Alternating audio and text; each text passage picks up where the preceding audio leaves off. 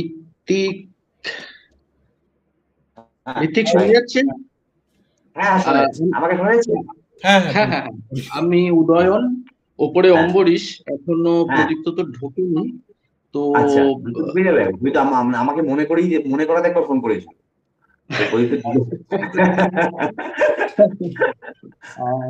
বহুবার একটা মানে অনুমতি বলি যে আমরা মনে হয় মোটামুটি সবাই সমবয়সী। আমি প্রদীপ্তকে তুমিই বলি। প্রদীপ্তর সঙ্গে আমার অনেক প্রায় বছর 10 হবে পরিচয়।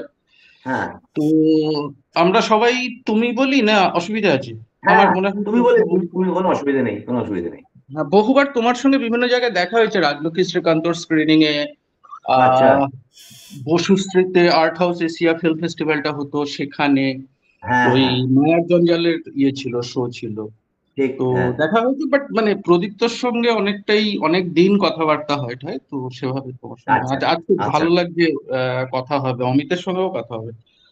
অমিতেরও বলেছিল, অমিতেরও কথা। কেমন লাগছে প্রোডিউসার হিসাবে রটারড্যামে প্রিমিয়ার হচ্ছে? না, লাগছে তো খুবই ভালো, বিরাট ব্যাপার, এতটা আশাও করিনি। তবে ছবিটা দেখে মানে মানে রটারডাম আশা করিনি ঠিকই, কিন্তু মনে হয়েছিল যে এটা বহু মানুষের হয়তো ভালো লাগবে, ফেস্টিভ্যালেও হয়তো ছবিগুলো পছন্দ হবে, এটা প্রাথমিকভাবে মনে হয়েছিল। রটারডাম তো অনেকটাই বড় ব্যাপার, অতটা ভাবিনি তখন আর কি শুরু থেকে। মানে আর কোথায় কোথায় করেছো সাবমিশন, যে আর কোথায় কোথায়?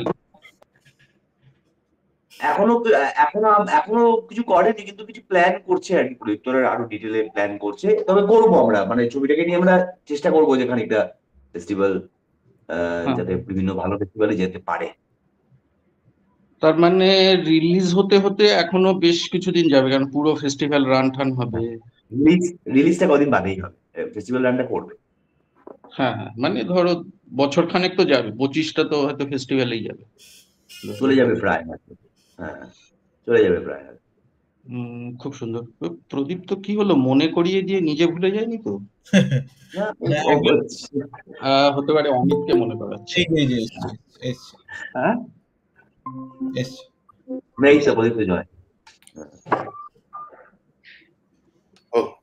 প্রদীপ তো কেমন আছো? অমিতকে একটা ফোন, অমিত চলে আসছে।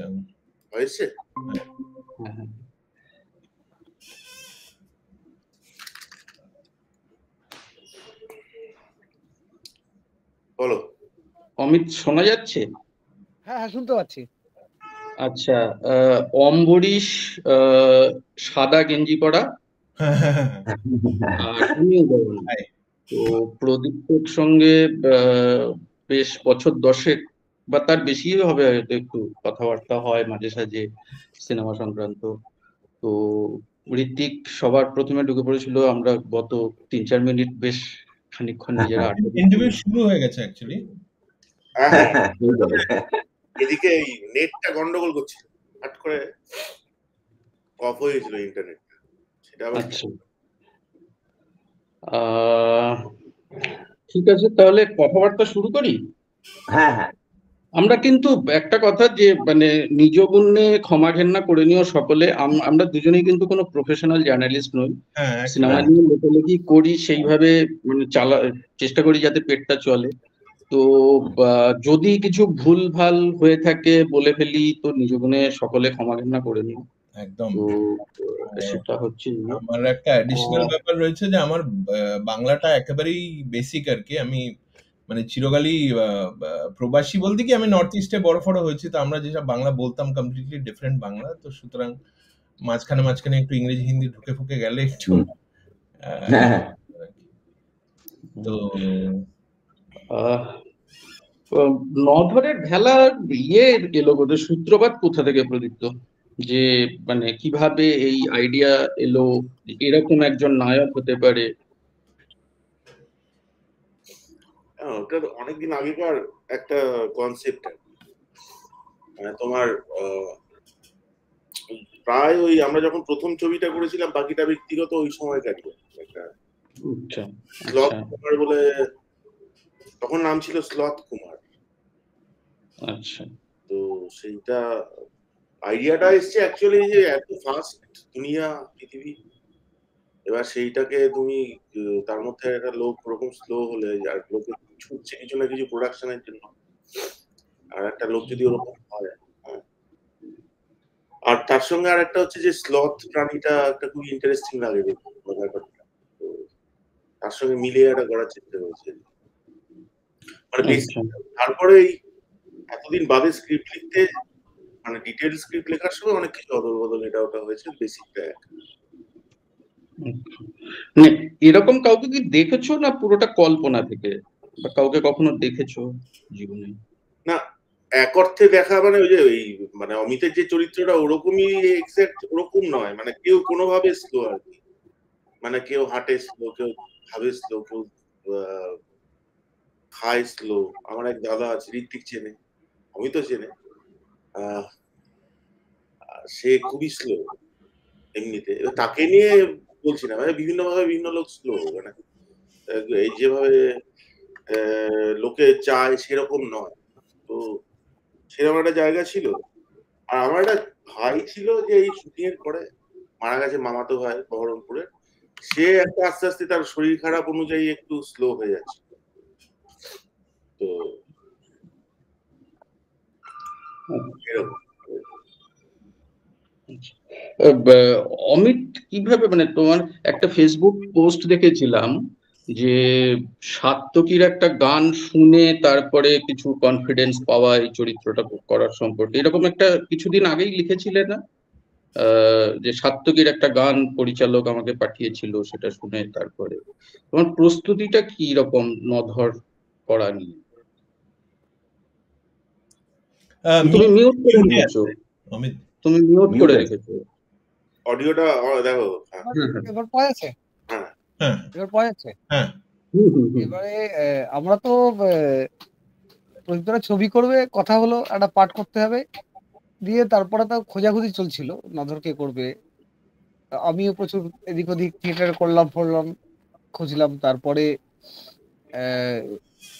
দেখা দেখি হলো, কথা হলো খানিকটা। কারণ কিছুদিন পর প্রদীপ তো বললো তুমি করবে। আমি বললাম তাহলে এরকম একটা সুযোগ ছাড়া যায়? এটা লজ্জা লজ্জা করেই বললাম, দিয়ে করা হলো। তারপরে আমরা প্রদীপ তো বললো আমাকে, আমরা একসাথে দীর্ঘ সময় কাটিয়েছি, আমাদের একটা নির্দিষ্ট প্রসেস আছে ছবি করতে যাওয়ার আগে দীর্ঘক্ষণ আড্ডা ফাড্ডা মেরে কথাবার্তা বলে কিছু না, বুঝতে পারছিলাম না চরিত্রটা। এইটা একটা প্রথম ঘটনা ঘটে, সেটা হচ্ছে যে আমাকে স্ক্রিপ্টে পড়তে বলেছিল কাস্টিং এর জন্য, আমি সময় পাইনি।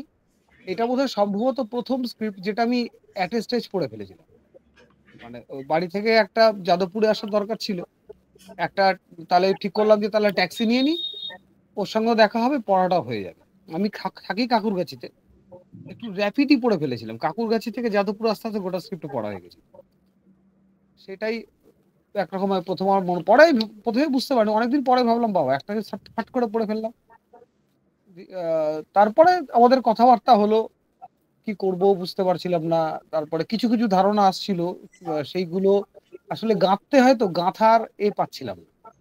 এবার সুর সুর তো সুবিধা করে দেয়। এবার এটা কিভাবে সুবিধা করছে আমার পক্ষে বলা মুশকিল, মেথোডোলজি আমার জানা নেই। এবারে ওটা হয়ে গেল এরকম করে। তারপরে ওখানে ট্রাই করা হলো রিহার্সালে, এই শুটিং এ একদিন প্রথম দিন থেকেই আমরা খুব ছিলাম, স্পিডটা কি হয়, বাড়বে না কমবে, কমবে না বাড়বে, এরকম করতে করতে বিষয়টা হলো আর কি। তারপর তো কাটাকুটি হলো। আচ্ছা, ঋত্বিক তো মানে তোমরা তো তিনজনে বহু বছরের বন্ধু, তো মানে প্রদীপ তো যা কিছু করবে সেটা আমি প্রডিউস করব এরকম ব্যাপার ছিল না? স্ক্রিপ্টটা খুব ইন্টারেস্টিং, এটা করতেই হবে এরকম টাইপের কি মানে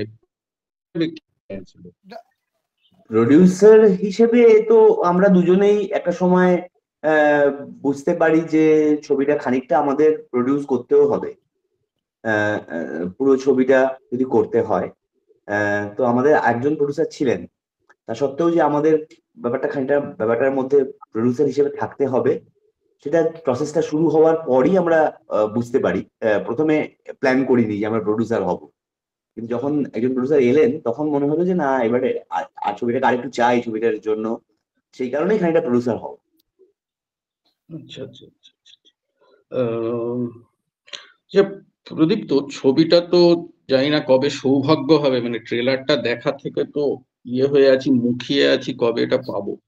তো যেটুকু ট্রেলার দেখেছি আমার খুব মানে চমৎকার বলবো না, আমার মনে হয়েছে যে এর আগে তোমার ছবিতে এভাবে রঙের ব্যবহার দেখিনি। ট্রেলারটুকু দেখে মানে আমার এটা মনে হয়েছে যে রংটা দুটো জায়গায় বিবর্ণ হয়। যখন নধর একা আছে, ঘোরাফেরা করছে গাছতলায়, বা বাড়িতে একজন বয়স্কা মহিলা তাকে বলছে যে এই কাজ আমি করব না, ওই জায়গাটা। আর আরেকটা জায়গা বিবর্ণ যখন ওই বয়স্কা মহিলা জিজ্ঞাসা করছে হাতি ঘোড়ায় চেয়ে। তো এইটা ছাড়া একটা খুব চড়া রং, চড়া মেকআপ, মানে প্রচন্ড উগ্র। ইভেন মানে নধরের লুঙ্গিটা বিবর্ণ একদম হাড়ুদার লুঙ্গিটা সাংঘাতিক কালারফুল। তো মানে এটা এটা কি চিন্তা ভাবনা থেকে রাখা এই ব্যাপারটা? মানে আমার এর আগে তোমার ছবিতে মানে হয়তো আমি নোটিস করিনি, সেটা আমারও হতে পারে, মানে রংটা আমার খুব ইন্টারেস্টিং লেগেছে এখানে ব্যবহার আর কি। রংটা এক হচ্ছে যে সার্কাসের মতো, মানে আমরা একটা ইমাজিনারি সার্কাস তৈরি করেছি গ্রামীণ সার্কাসে।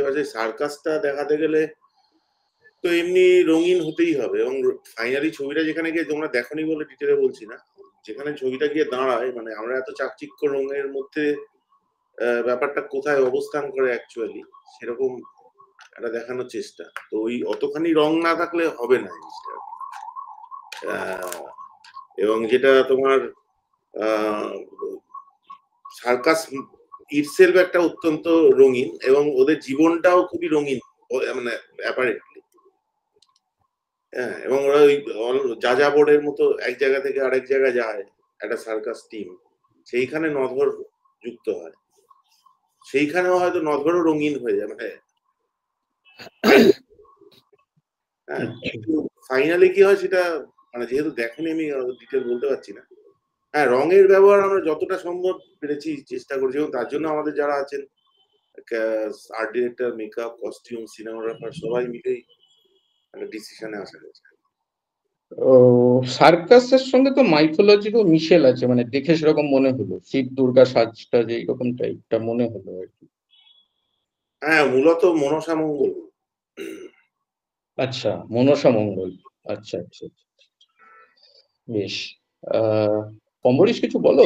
সার্কাস, এই সার্কাসের ব্যাকড্রপটা কি বরাবরই ছিল, মানে শুরু থেকেই স্ক্রিপ্টে ব্যাপারটা ছিল? হ্যাঁ হ্যাঁ, সার্কাসটা একদমই প্রথম থেকেই ছিল, মানে সেই 15 বছর আগেও ছিল। আচ্ছা, তখন এতটা বড় করে ভাবিনি, মানে আমি আরো অনেকটা ছোট ভেবেছিলাম, আঙ্গিকটা এরকমই ছিল। কিন্তু ওই লিখতে তারপর যখন তৈরি করছি পুরো ব্যাপারটা, যে না এরকম হবে ওরকম হবে, তারপর ঋত্বিক একটা অ্যাপ করেছিল ক্যানভা বলে, সেখান থেকে আমরা ওই সার্কাসটার, যেহেতু লোকেশনটা আমি খুব ভালো জানি, কিভাবে কিরকম হবে, এরকম হবে, তাহলে এখানে দাও ওখানে দাও করে, ওখানের জন্য একটু সিন অ্যাড অন এদিক ওদিক করা, এই করে সার্কাসটা এখন যে চেহারা ছবিতে আছে সেটা বানালো আর কি। সার্কাস নিয়ে বাংলায় সেভাবে তো ছবি সেভাবে হয়নি, খুবই খুবই কম। ওই আমার ইন্টারেস্টিংলি, সরি, 13 নদীর পাড়ে, যেটা পাড়ের কথাটাই বলছি, ট্রেলার দেখতে দেখতেও কোনো কারণে 13 নদীর পাড়ের কথাটাই মনে হচ্ছিল, গণেশ মুখার্জির চরিত্রটা এবং কনফ্লিক্ট গুলো আর কি। ছবিটা তো দেখিনি এখনো, কিন্তু ওইটা মনে হচ্ছিল, ওই রেফারেন্সটা মাথায় আসছিল বারবার। ঘটনাচক্রে আমি শুটিং এর কয়েকদিন আগে এসআরএফ টিআইতে শো ছিল, আমি দুটো শো স্ক্রিনিং দেখে এলাম। তো 13 নদীর পাড়ে বেশ খানিকটা গত বছর মার্চ মাসে ছিল। হ্যাঁ হ্যাঁ, বলো। 13 নদীর পাড়ে আছে জি অরবিন্দানের একটা ছবি, সেটা যদি আমি দেখিনি, আমি শুনেছি। কোনটা? জি অরবিন্দানের একটা ছবি আছে। হ্যাঁ হ্যাঁ, তাম্বো, যেটা মালায়ালাম ছবি তো। হ্যাঁ, তো ওই সার্কাস নিয়ে সেরকম ছবি নেই, আর এটা অ্যাকচুয়ালি অরিজিনাল সার্কাস বলা যায় না, এটা আমাদের খানিকটা অনেকটা কিছুটা সার্কাস কিছুটা নিজেদের মতো করা।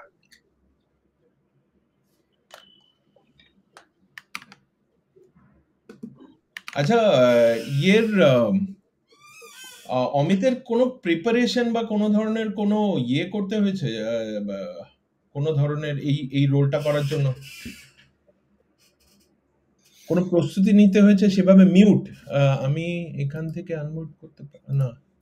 হ্যাঁ হ্যাঁ, প্রস্তুতি বলতে যখন বললো যে চরিত্রটা স্লো, তো তখন থেকে একটা মানসিক প্রস্তুতি তো শুরু হয়ে যায়, মানে যা হয় সেই এটা করছি সেটা করছি সব কাজই করছি, তার মধ্যে ওটা কোথাও একটা লেয়ারে ফেলা থাকে যে এই কাজটা আমাকে করতে হবে, অন্য জায়গায় মন দিয়েই কাজ করছি কিন্তু ওটা তো চলে যায় না একটা এটা টাস্ক হিসেবে, মানে ইনিশিয়াল টাস্ক হিসেবে থাকে, লেয়ারে পড়ে থাকে। তো সেইখানে কি হচ্ছিল সেটা আমার পক্ষে বলা মুশকিল, কিন্তু ওই আমি কনসাসলি যেটা ভাবার চেষ্টা করব স্লো করতে হবে, তারপরে গানটা হেল্প করলো, তারপর শুটিংটা সবচেয়ে বেশি হেল্প করেছে।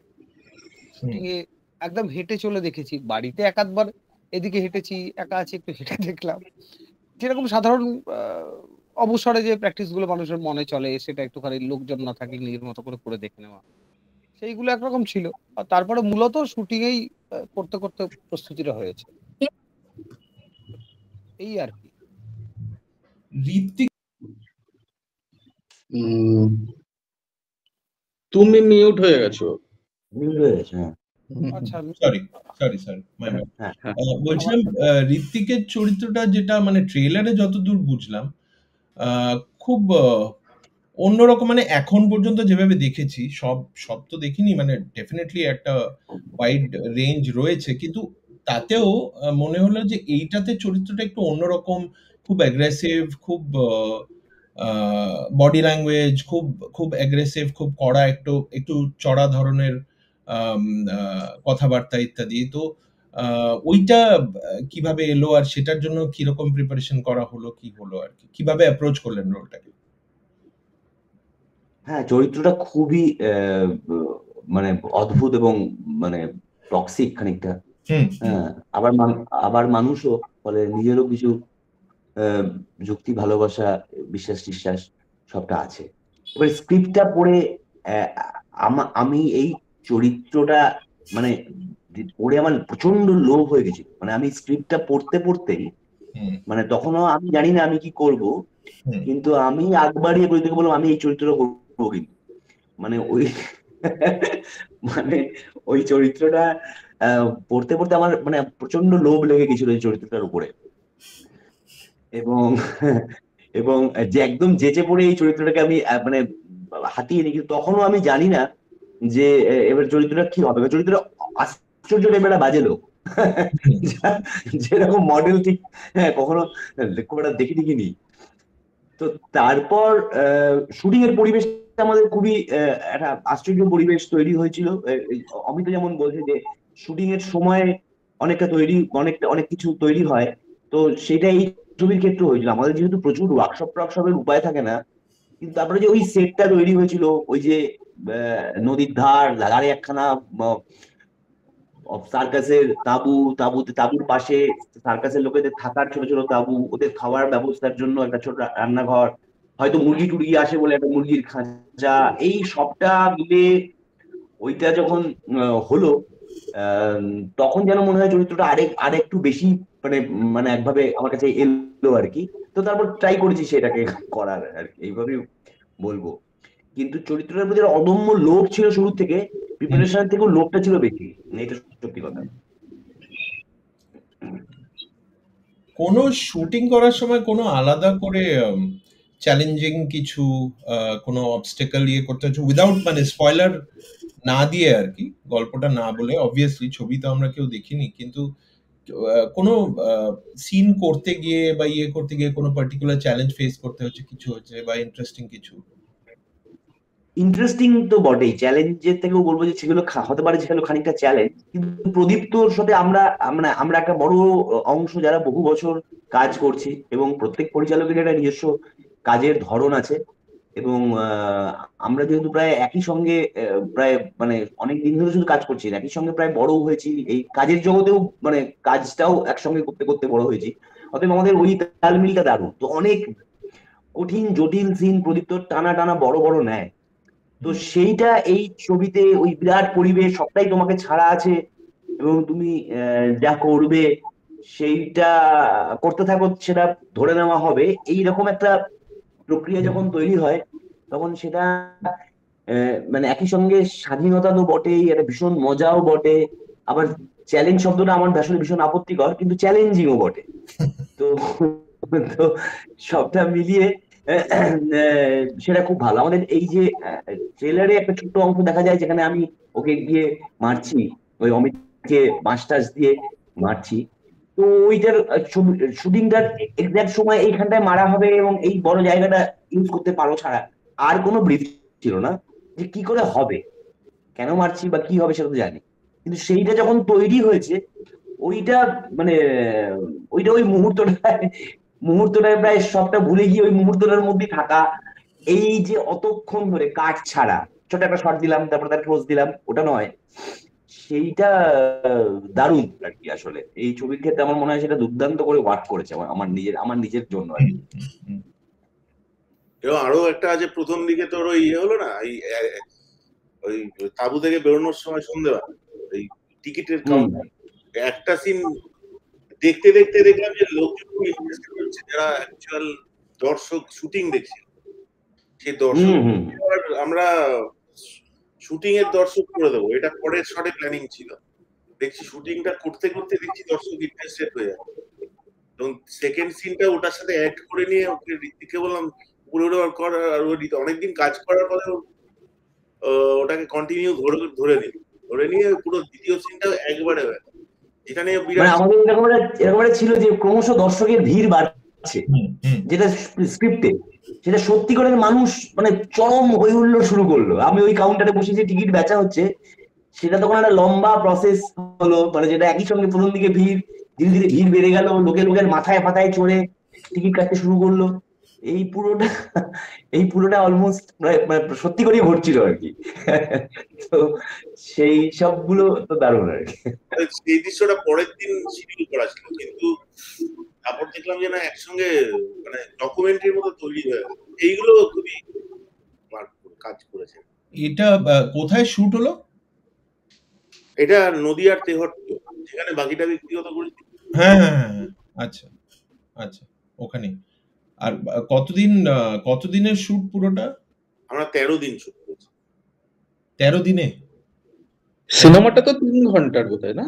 বা আচ্ছা, তোমার দেখে মনে হবে 30 দিন করছে।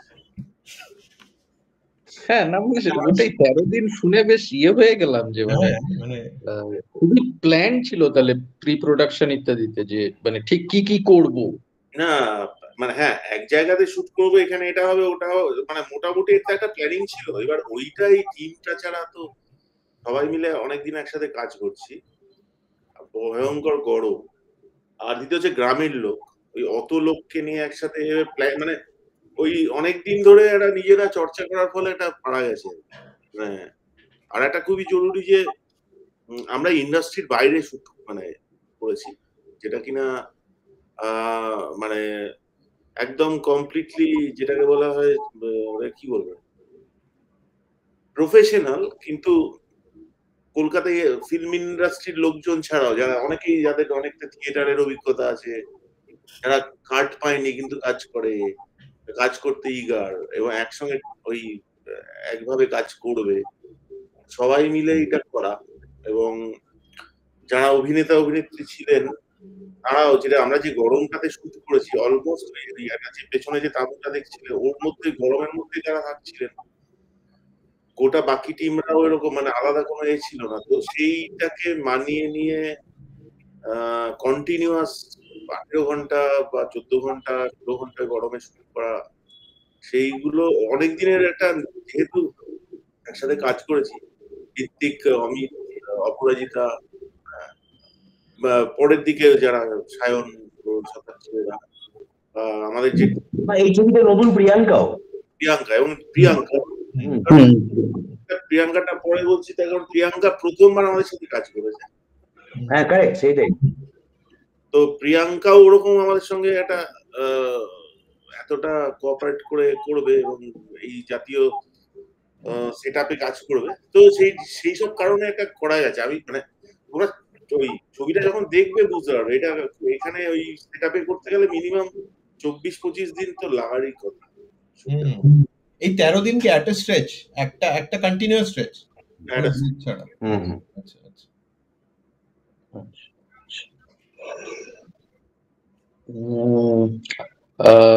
অম্বরীশ কি নধরের ভেলা নিয়ে আর কিছু বলবেন না? একটু নধরের ভেলা, আমার মাই কোয়েশ্চেনস আর ডান। নধরের ভেলার অ্যাট লিস্ট। হ্যাঁ হ্যাঁ হ্যাঁ। আচ্ছা প্রদীপ্ত, তোমার যখন মানে মোটামুটি ভাবে সিনেমার গল্পগুলো যখন দেখি, যে মানে আমার কাছে মনে হয় যে প্রেমের বিভিন্ন দিক বলতে চাও এবং কোথাও একটা খুব সূক্ষ্ম ব্যঙ্গ থাকে যে আমাদের প্রেমের প্রতি যে একটা পুরুষতন্ত্রের দৃষ্টি, বিশেষ করে মানে সেই পিঙ্কি আই লাভ ইউ ইত্যাদির সময় থেকে এতেও আছে, রাজলক্ষ্মী ও শ্রীকান্ততেও সমাজ এবং পুরুষতন্ত্র, এই এই এই জায়গাটা কি মানে তোমার চিন্তা ভাবনায় কি এই জায়গাটা আসে না এই ফিল্মোগ্রাফিতে ব্যাপারটা করতে করতে এরকম ভাবে হয়ে গেছে, মানে কি কি সেটা মনে হয়?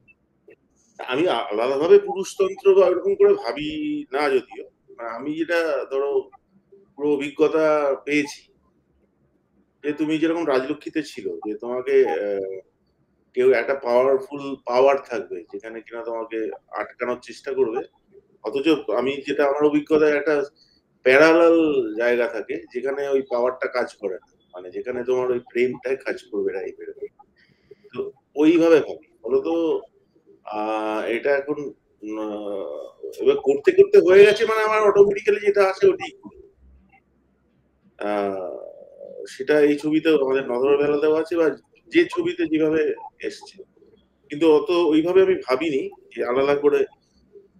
ছবি তৈরি হয়ে যাওয়ার পর হয়তো ভেবেছি খানিক যে না এটা এরকম হয়েছে, কিন্তু যেভাবে আসছে যেভাবে আমি জীবনযাপন দিন যাপন করি, যা আমার অভিজ্ঞতা হয় যেটা সেইগুলোই তো বেরোয়, তো সেইখান থেকে যা আসে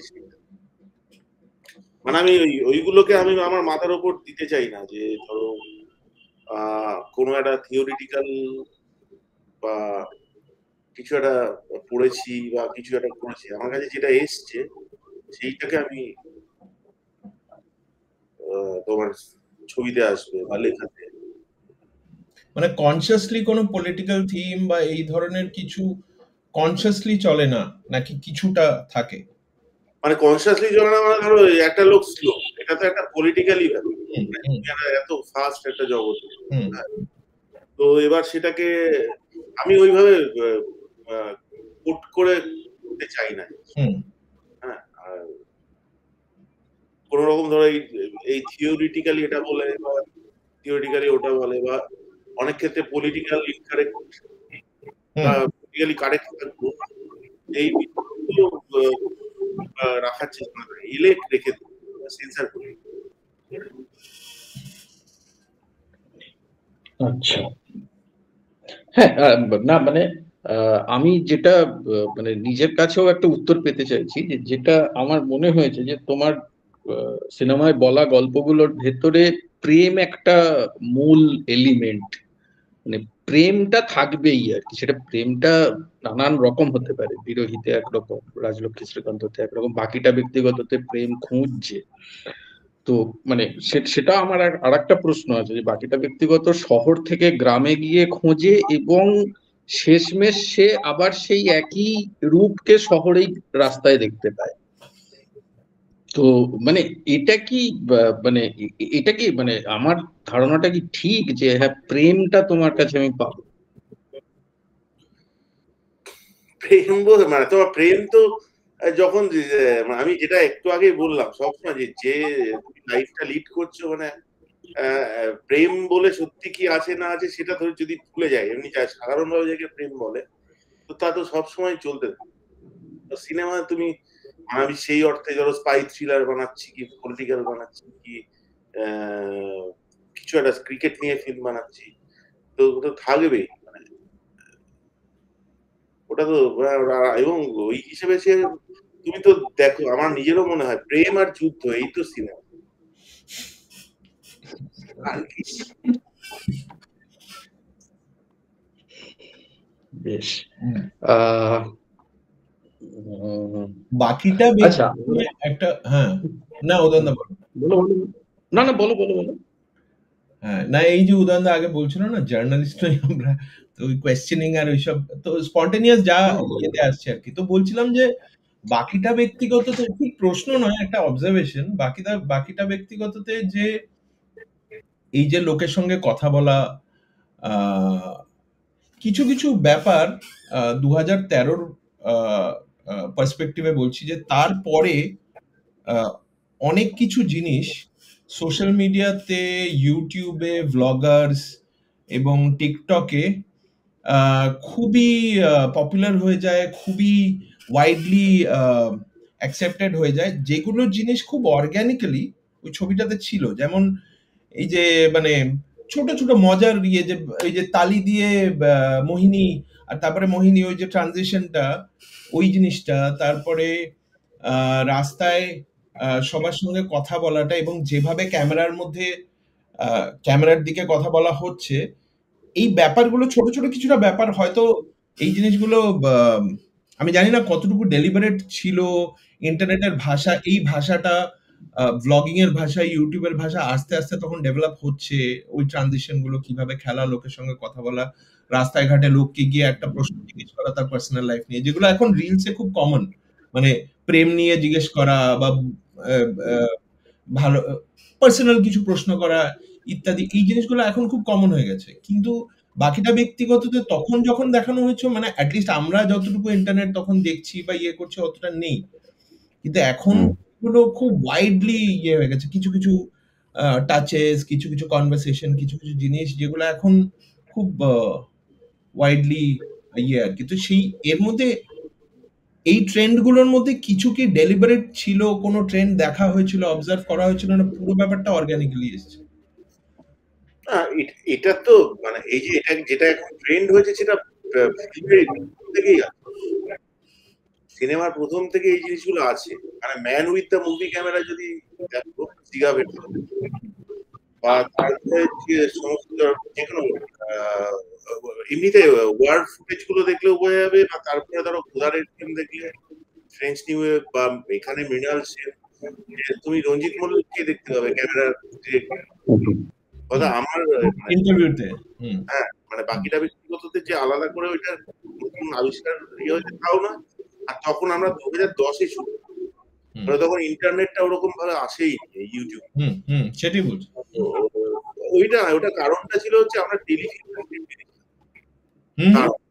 এটা তারা টেলিফিল্মের জন্য প্রাথমিকভাবে এত লিখে ফেলেছিলাম অনেকটা। এবার এত বড় জিনিস কি করে এই বাজেটে করবো 1.5 লাখ টাকায়, ওই জন্য স্টাইলাইজেশনটা হ্যান্ডিক্যাম দিয়ে, তখন ওই সোনির হ্যান্ডিক্যাম পাওয়া যায় ওইভাবে কর, তারপর ফিচার ফিল্মের সুযোগ আছে তখন বাড়ে। তখন এবার যেহেতু আমি অনেক ডকুমেন্টারি, আর এমনিতে ডকুমেন্টারিতে তো কম থাকে, ডিরেক্ট কথা টথা এইসব গুলো, তো তখন ডকুমেন্টারি ফর্মটাকে নিয়ে নিয়েছিলাম বলে এটা হলো। এবার এখন এগুলো ট্রেন্ড হয়ে গেছে, কারণ লোকের আগে শুধু সিনেমা ফিল্ম মেকারদের হাতে ক্যামেরা, এখন অডিয়েন্সও মেকার, এই কারণে ওর হাতে একটা ছোট ক্যামেরা, মানে মোবাইল, সে যা ইচ্ছে তাই করতে পারে, ফলত সে এখন এটা করবেই। এই যে লোকের সঙ্গে কথা বলা হয়েছিল, যে যেখানে তাদেরকে বিভিন্ন প্রশ্ন করা হচ্ছে, তার মধ্যে একজন বয়স্ক ছিলেন যার প্রেমের ব্যাপারে কথাবার্তা বলছেন, ঋত্বিক তার সাথে কনভারসেশন, অল এই পুরো ব্যাপারটা কমপ্লিটলি অর্গানিক ছিল না কিছুটা প্ল্যান্ড, পুরো স্পন্টেনিয়াস কনভারসেশন চলছে সবার সাথে? হ্যাঁ, তো ওটা কি হচ্ছে, আমি কয়েকটা সেট অফ কোশ্চেন করেছিলাম ঋত্বিকের মধ্যে। এবার ঋত্বিক যেভাবে ওই তোমার কনভারসেশন করতো, সেইগুলো আমরা ওনারা যা উত্তর দিতেন, হ্যাঁ, আর তখন সিং সাউন্ড ছিল পেছন থেকে, যে বলা যাবে না যে এই এটা জিজ্ঞেস করো, ওরকম তো করা যেত। ওই এবার ধরতে শুরু করলাম আর ও ধরতে শুরু করবে, এবার যাকে ধরবে তার সাথে আমরা কথা বলবো বা ওরকম আমাদের মধ্যে যেটা হয় আর কি, যে হ্যাঁ ওকে এইভাবে হয়েছে সেটা ওরকম মানে কোশ্চেন সেট অফ কোশ্চেন সেইটা যেভাবে যাকে পাওয়া গেছে, ওই বয়স্ক ভদ্রলোককে পাওয়া গেছে, আমরা রেস্ট করছিলাম মানে চা খাচ্ছিলাম, ক্যামেরা ফ্যামেরা বন্ধ। আমরা আগে থেকে ওই জানতাম যে এরকম কেউ গেলে সবাই রেডি হয়ে যাবে, তো সবাই সাট করে রেডি হয়ে গেল, ঋত্বিকে ঢুকে গেল। এবার ঋত্বিক অ্যাকর্ডিংলি কোশ্চেন করতে, মানে উনি যেভাবে উত্তর দিচ্ছেন অদ্ভুত ভাবে, ঋত্বিক ওইভাবে রেসিপ্রোকেট। ওটা তো কিভাবে, ওটা অসম্ভব স্ক্রিপ্টে। হ্যাঁ, ওটা ইয়ে করাটা, ওটা স্টেজ করাটা সম্ভব না। হ্যাঁ, আর ওটা অন্য কারো মানে খুবই কম লোক আছে যেটা ওই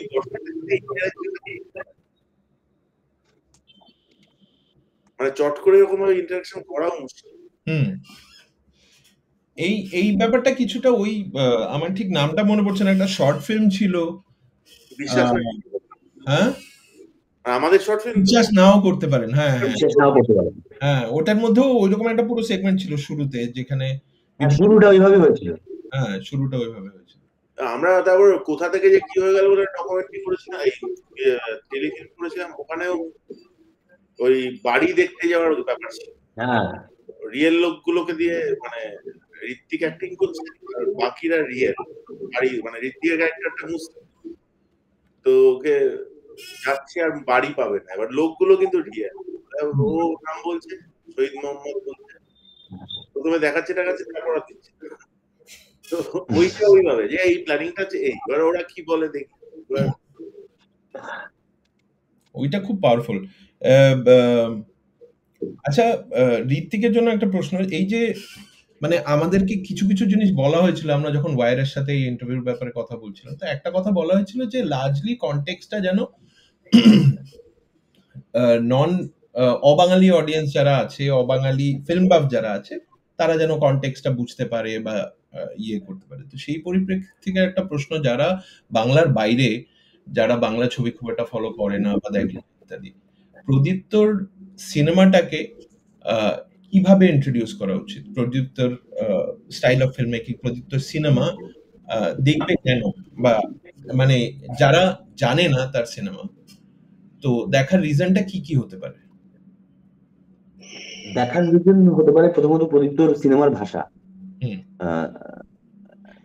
সেইটা যারা সিনেমা দেখেন তারা যদি প্রদীপ্তর কাজ না দেখে থাকে, তারা কিছু মিসও করছেন। মানে তারা নানান রকম ছবি দেখেন, তারা অবশ্যই প্রদীপ্তর ছবি তার দেখা উচিত, তার এক্সপিরিয়েন্স করা উচিত। আর প্রদীপ্তর ছবি মানে একটা অভূতপূর্ব মানে রিজিওনাল, যে কারণে অতটাই গ্লোবাল আর কি ব্যাপারটা।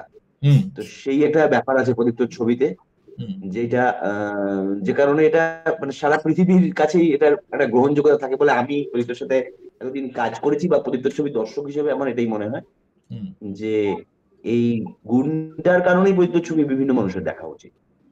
এবং আমার ধারণা যে প্রদীপ্তর ছবির কারণে আমি আজকাল যেহেতু সোশ্যাল মিডিয়ার কারণে আমরা অনেক অবাঙালি দর্শকের সাথেও ইন্টারাকশন ঘটে কখনো কখনো, এবং তারা পশ্চিমবঙ্গবাসীও নয়, তো সেখানে আমার তারা যে কিছু ছবি দেখেছেন তার মধ্যে প্রদীপ্তর ছবি কিন্তু কমন আমি দেখি। কিছু ছবি তো নিশ্চয়ই ওটিটিতে অ্যাভেলেবেল বলে দেখেছেন, আবার কিছু ছবি তারা আরো কিভাবে দেখেছেন তার সবটা আমি খবরও বুঝতে পারি না, কিন্তু হয়তো কোনো টেলিফিল্মের উল্লেখ করে দেন। তো আমার মনে হয় যে একটা দর্শক, ভারতীয় দর্শকের কথাই বলবো, যারা নানান রকম ছবি দেখে, তাদেরকে আমরা জানি না হয়তো, কিন্তু তারা প্রদীপ্ত অব্দি পৌঁছেও গেছে। এটাও আমার নিজের মনে হয় যে তারা প্রদীপ্ত সম্পর্কে জানে, প্রদীপ্ত ছবি তারা দেখেছে, সেটা ওই কথাবার্তায় আমি বুঝতে পারি। অবশ্যই যতটা দেখার কথা ছিল ততটা নয়, কিন্তু তারা যারা পৌঁছানোর কয়েকজন পৌঁছেও গেছেন, এটাও আমি বুঝতে পারি। আচ্ছা, একটু যদি আমরা বিরোহী নিয়ে আলোচনা করি, সিরিজের ব্যাপারটা, যে খুব ইউনিক একটা ইউটিউবের জন্য করা, খুবই অর্গানিক একটা সিরিজ, খুবই অর্গানিক্যালি সেটা পপুলারিটি পেলো, সেটার ব্যাপারে একটা অনলাইন বাজ কনভারসেশন শুরু হলো ইত্যাদি। তো এইটা নিয়ে যদি একটু কিছু আলোচনা হয় যে বিরোহীর জেনেসিসটা, প্রথম বিরোহীর সূত্রপাতটা কোথায়, আর এই যে চয়েসটা যে ইউটিউবে রিলিজ করা ইত্যাদি, এইসব কেন করতে হলো ইভেন্চুয়ালি? অ্যাকচুয়ালি আমি এখন যেখানে বসে আছি সেটা আমরা ঋত্বিকের বেসিক্যালি কাজের জায়গা। আমরা শুরু করেছিলাম এখানে যেটাকে ঋত্বিক নাম দিয়েছিল স্পেস। মানে এটা হচ্ছে যে আমরা কি হয়, বাড়িতে সবকিছু ধরো লেখালেখি, এডিট করা বা মিটিং করা, আড্ডা মারা, এগুলো হয় না। তো আমরা এই জায়গাটা ভাড়া নিয়েছিলাম যে এ করার জন্য, এইগুলো কাজগুলো আমাদের একটা হবে। মানে বাড়িতে অনেক দায়িত্ব পড়ে যায় বাড়ির কাজে। তো করতে করতে আমরা নিজেরা চেষ্টা করছিলাম ছবি করার, মানে যে প্রজেক্ট করার বিফোর করোনা। তো তাতে করে তখন আমরা বুঝতে পারলাম যে আমাদের একটা কোম্পানি খোলা দরকার, যেখানে ট্রেড লাইসেন্স থাকবে ইত্যাদি। কিন্তু ওই কোম্পানিটা 180 ডিগ্রি নাম দিয়ে তা করতে করতে হয়ে গেল আমাদের, কি বলে ওটাকে, কোভিড হয়ে গেল। কোভিড হয়ে যাওয়ার যখন মানে ফার্স্ট ওয়েভটা শেষ হলো, তখন উনি বাবা বলে ওরা চ্যানেল তোমরা বললো যে আমরা ইউটিউব চ্যানেল করতে চাই। তো তখন ওরা বললো যে না, তোমরা কোম্পানি করতে পারো নি, আমাকে দিয়ে এটা করা। তখন ঋত্বিক আর আমি আলোচনা করলাম যে তাহলে আমরা আমাদের 180 ডিগ্রি দিয়ে প্রথম সিরিজটা করব। ওরা প্ল্যানই করেছিল উনি বাবা আমরা পুরো কন্টেন্টটা ইউটিউবে আমরা করব, মানে ইউটিউবে দিতে হলো না, মানে ইউটিউবের জন্যই এটা ঠিক আছে করবো। কারণ তখন কোভিড এর পরে এমনি আমাদের প্রথম প্রোডাকশন হবে, ইত্যাদি হবে। সেই হিসেবে আমরা বিরোহীটা অ্যাপ্রোচ করেছিলাম, এবং সেই বিরোহী আমাদের ছোটবেলার বহরমপুরের এক বন্ধু, যে এখনো বহরমপুরে আমার আমি যখনই যাই যোগাযোগ ইত্যাদি আমার একটা ফুল আছে। তো ওর খানিকটা ওর জীবনের কিছু ঘটনা, যে চাকরি পাওয়া থেকে শুরু করে চাকরির পরিস্থিতি, এবং একটা অদ্ভুত প্যারা টিচার অমিতের যে চরিত্র, এরকম একটা অদ্ভুত গুন্ডা টাইপের লোক, আর সেখানে সারাক্ষণ মারামারি হয়। তো ওই ওইখানে করতে না পেরে ডেপুটেশনে অন্য জায়গায়, তো ওইটুকু নিয়ে বাকি গল্পটা আমরা তৈরি করি। তারপর বিরোহী আর একটা বলে দিই, শুধু এটা অনলাইনে হয়েছে ঠিকই, কিন্তু এটা অফলাইন খুবই বেশি। অনেক যারা অনলাইনে নেই তারাও বহু লোক দেখেছেন বিরোহী, তাদেরকে কেউ দেখিয়েছে, শুধু বিরোহী দেখার জন্য তারা এ করেছেন। যেটা আমি বলবো অগ্রদ্বীপের মেলা, মানে একটা বিশাল মেলা, আমরা বিরোহী থেকে বই মেলা থেকে মানে বিভিন্ন জায়গায় বিরোহীর একটা, যেটা কিনা শুধু সোশ্যাল মিডিয়া বা অনলাইন নয়, অনলাইনে লেখালেখি হয়, ওইখানে এখনো বিরোহী লোকের হয়। একটা ইন্টারভিউতে তুমি বলেছিলে যে সিনেমা আর সিরিজের মধ্যে যদি কম্প্যারিজন করতে হয়, সিনেমাটা হচ্ছে পেজ টার্নার, সরি সিরিজটা হচ্ছে পেজ টার্নারের মতন বা থ্রিলারের মতন, আর সিনেমাটা হচ্ছে একটা উপন্যাস যেটাতে আমরা বারবার ঘুরে ঘুরে যাই ছোটবেলা থেকে।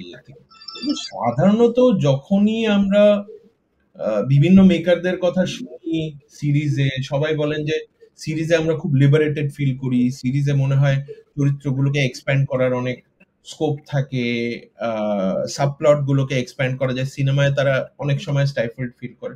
এইটা যদি একটু এক্সপ্লেন করো, এই জিনিসটা। পেজ টার্নার মানে কি? পেজ টার্নার হচ্ছে ধরো তুমি এমন একটা বই, সেটা ধরো জেমস হেডলি চেস বা ওই জাতীয় কিছু পড়ে যতক্ষণ না পড়ছো তোমার শান্তি, তারপর আর পড়বেও না, তোমার রহস্যটা ভেদ হয়ে গেছে। আর মানে কি, তার মানে এমন ভাবে লিখছেন যে যাতে পরের পাতাটাই তুমি দিতে পারো।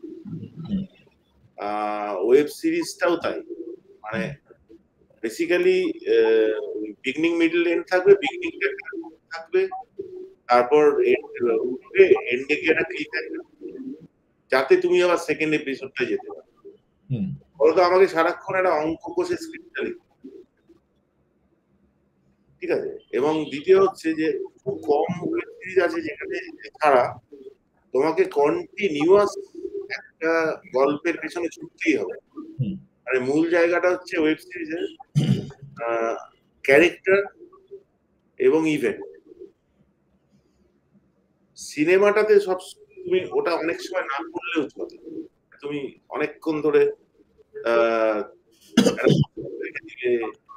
এবং অনেক কিছু ক্ষেত্রে এক্সপ্লেন করলে ওয়েব সিরিজ, ইদানিংকার ওয়েব সিরিজ আরো বেশি তোমাকে যে না এটার কারণে এটা হয়েছে, ওই ছুরি এই কারণে ওটা হলো, এটা খুব এন্টারটেইনিং, যেটাকে এখনকার অর্থে এন্টারটেইনিং, যাতে তোমার রিলসে না চলে যায়, রিল দেখতে চলে যাবে, এই করতে চলে যাবে, সিস্টেমটাকে দেখ। কিন্তু সিনেমাতে তুমি ওই এখনো তোমার কথাগুলো বা ইন বিটুইন, মানে দুটো ধরো লিটারেচারে যেরকম দুটো লাইনের মাঝখানেও অনেক কিছু থাকতে পারে, এটা লেখা হয়, এটা দর্শকের ইমাজিনেশনের উপরে, এটাতে সেই জায়গাটা আছে।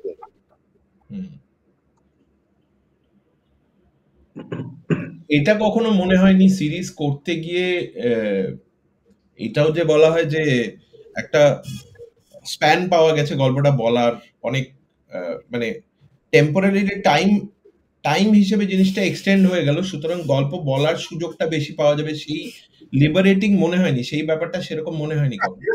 সেটা তো একটা ব্যাপার আছে, ধরো 8 ঘন্টা মানে বিশাল একটা গল্প আমি বলতে চাই, সেটা সেই শুধু ঘটনার পর ঘটনা ঘটে যাবে এবং গল্প বলে যাবো, সেইটা হলে তো সিরিজের যে অনেক বড় স্প্যান, তার কোনো ইয়ে নেই। কিন্তু চরিত্রগুলোকেও আরেকটু এক্সপ্যান্ড করা যায় ইত্যাদি আর কি। হ্যাঁ, মানে কিন্তু তারপর ওয়েব সিরিজে তো ওইটাই, তোমার একটা ঘটনার পর আরেকটা ঘটনা, তার প্লট, তার সাব প্লট, তার এদিক ওদিক করে তোমাকে ফাইনালি গিয়ে অঙ্ক কষে মেলানো, অনেক কিছু ব্যাপার থাকে। তো এবং যেটা কিনা ওই তুমি যত বড়ই করো, 10 ঘন্টার করলে যা 10 ঘন্টা 1 মিনিটও মিস না হয় এই প্ল্যানিং করে। সিনেমাও ধরো যেটা খুবই, যেটা ধরো পট বয়লার যেগুলো সেভাবেই করা দরকার। মানে আমি যেভাবে সিনেমা করতে চাই সেটা তুমি দর্শক রেস্টও পেলো, মানে রেস্ট পেলো ইন দ্য সেন্স ফিল পেলো, গল্প বলছে আর ডায়ালগ শুনছে তা নয়।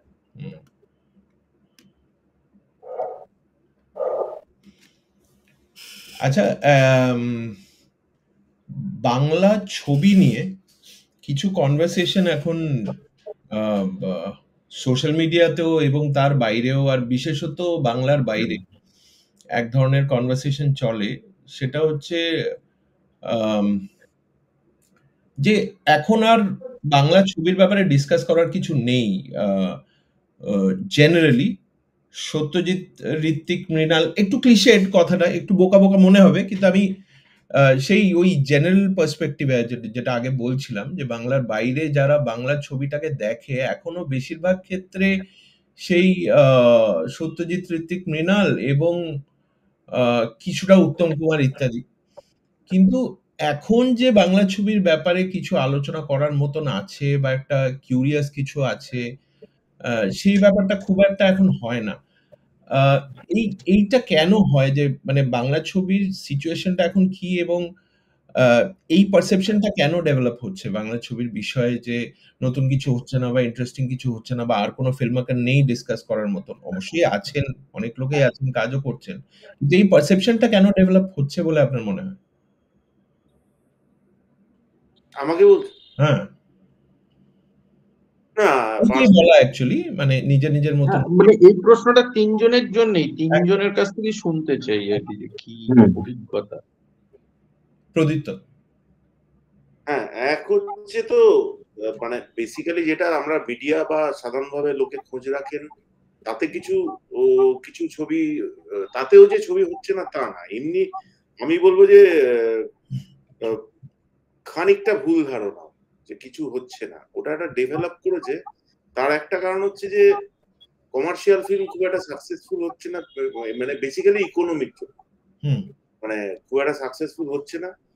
মেইন স্ট্রিমের ফিল্ম মেকাররা অনেকদিন ধরে চেষ্টা করে করে এক ধরনের একটা ফর্মুলা বানিয়ে সেই ফর্মুলাটা এখন চলছে।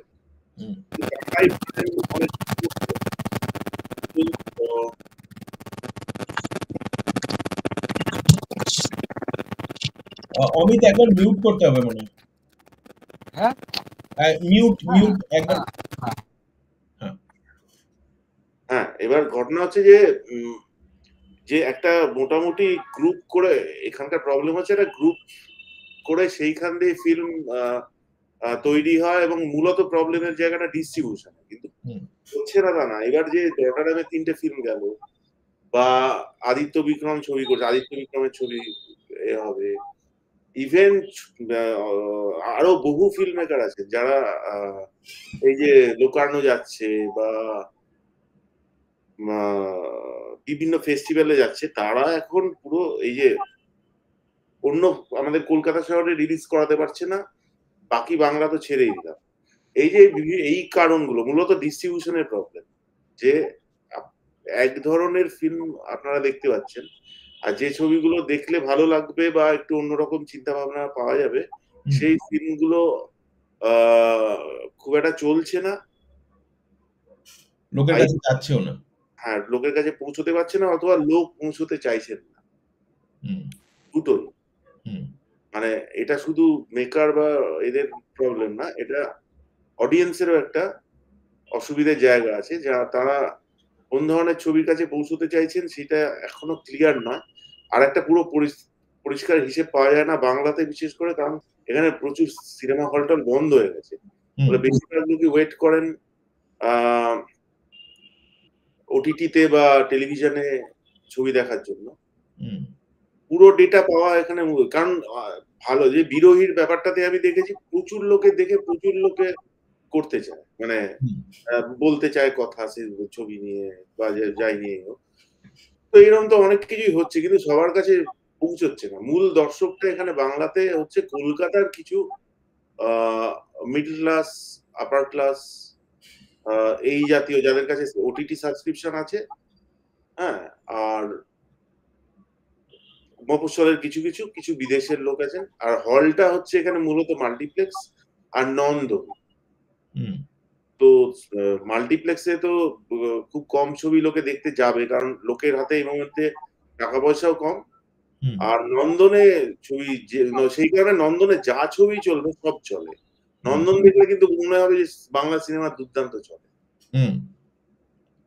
নন্দন ছাড়া বাকি জায়গা দেখলে, মাল্টিপ্লেক্স গুলো দেখলে মনে হবে যে না, কিছুই চলে না, কমপ্লিটলি আলাদা বিষয়, মানে আলাদা জিনিস। আমার নিজের ধারণা সিঙ্গেল স্ক্রিন গুলো থাকলে হতো, কিন্তু জীবন দুনিয়া অনেক পাল্টেছে। আর আরেকটা হচ্ছে, নিজের মনে হয় যে যারা প্রডিউসার বেশিরভাগই এখন যদিও একটু চেঞ্জ হচ্ছে, মাঝখানে তো একেবারে পুরোটাই অবাঙালি প্রডিউসার ছিলেন, যারা কিনা বাংলার যে রুটেড গল্প, ওরা একটা ফর্মুলা বোঝেন, সেটা বোঝেন, খানিক বাংলাও বোঝেন হয়তো, কিন্তু যে এই যে গল্প বলা, সেই গল্প বলা গেলে বাংলার গল্পটা কোন গল্পটা বললে ভালো হবে, এই গল্প বুঝতে পারে। আর এখন যেহেতু মাল্টিপ্লেক্সটা টার্গেট অডিয়েন্সের জায়গা হয়ে গেছে, ফলত সেই জায়গাটাই হবে, মানে ওই জাতীয় ফিল্মই তৈরি করার চেষ্টা করা হচ্ছে। ফলে আলাদা করে বিষয়বস্তুর দেখতে পাচ্ছি না খুব একটা, কিন্তু পারে, অনেকেই করতে পারে, সেটা আমার নিজের ধারণা। কিন্তু সেই জায়গাটা তৈরি হচ্ছে না, যে অডিয়েন্স পাওয়া যাচ্ছে না। নেটফ্লিক্স এখানে বাংলা ছবি নেয় না, কেউ বাংলা ছবি 50 লাখ টাকা দিয়ে বানালো, কোন একটা ওটিটি 12 লাখ টাকা কি 8 লাখ টাকা দিয়ে কিনলো, ফলত ওইগুলো হচ্ছে না। এই অনেক রকম, মানে আমি পুরোটা বিশ্লেষণ করার জায়গায় নেই, কিন্তু আমার এইগুলো মনে হয়। ঋত্বিক, এই যে এই একই বিষয়টা একটু যদি এটাতে অ্যাড করি, যে আমরা যখন ছবি নিয়ে বাইরে আলোচনা করি, ইভেন বাঙালিরাও, আর পার্টিকুলারলি যারা বাইরে থাকে, সিনেমা নিয়ে সোকল্ড ফিল্ম বাফদের সঙ্গে যখন আলোচনা হয়, কিছু হয়, খুব মালায়ালাম সিনেমার আলোচনা চলে, বা মানে ইদানিং খুব মালায়ালাম সিনেমার চল হয়েছে, বা মানে যেগুলো আগে কোরিয়ান ফোরিয়ান ওইসব নিয়ে আলোচনা হতো, এখন খুব মালায়ালাম সিনেমা নিয়ে আলোচনা, যেমন চোখ বন্ধ করে মানে ক্লিক করলেই 10-এর মধ্যে 8 একটা ভালো ছবি পাওয়ার সম্ভাবনাটা, সেটা মারাঠি সিনেমারও কিছুটা আসে যায়, এক একটা ফেজ আসে যখন মনে হয় বেশিরভাগ মারাঠি সিনেমায় ভালো হচ্ছে। আদতে তো সব যে ভালো হচ্ছে তা তো নয়। কেরালাতে কথা বললে বোঝা যায় যে মালায়ালাম সিনেমার সবকিছু যে খুবই ভালো চলছে তা তো নয়। ইন্ডাস্ট্রিতে খুব ভালো চলছে সেটা আমরা অনেকেই জানি, নিউজেও দেখি। কিন্তু এই যে একটা বাজ চলতে থাকে, একটা কনভারসেশন চলতে থাকে জনমানুষের মধ্যে, আমি শুধু মিডিয়ার কথা বলছি না, আমাদের যদি রেকমেন্ডেশন বা ইয়ের কথা, বাংলাতে যখন ঘাটতে হয়, খুঁজতে হয় ইন্টারেস্টিং গল্প বা ইন্টারেস্টিং কন্টেন্টের, সত্যি কি একটা খরা চলছে, না এই জিনিসটা আমাদেরও পারসেপশন, আমাদের সবার পারসেপশন যে আগে যা ছিল সবই ভালো, যে একটা টিপিক্যাল ব্যাপার আছে না যে গোল্ডেন এজ ছিল এখন আর নেই, এটা কি সেই সাইকোসিস নাকি অ্যাকচুয়ালি একটা খরা তো মানে একটা ইয়ে তো ডেফিসিয়েন্সি তো আছে তো স্টোরি টেলিং এ?